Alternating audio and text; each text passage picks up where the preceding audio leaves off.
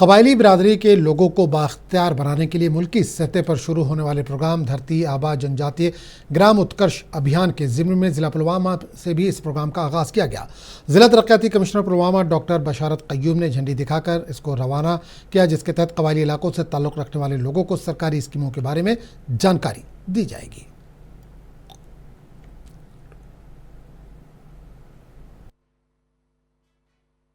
ministry of tribal affairs है, उसने जो ट्राइबल एरियाज हैं उसके लिए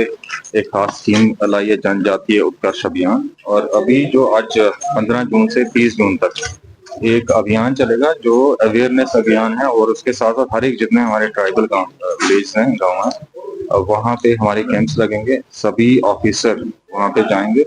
और वहाँ जो इंडिविजुअल बेनिफिशियरी स्कीम्स हैं, जैसे गोल्डन कार्ड है, PMAY है, जो उजाला के कनेक्शंस हैं, इस तरह के जितने गैप्स रह गए हैं उनको सैचुरेट करना है अगले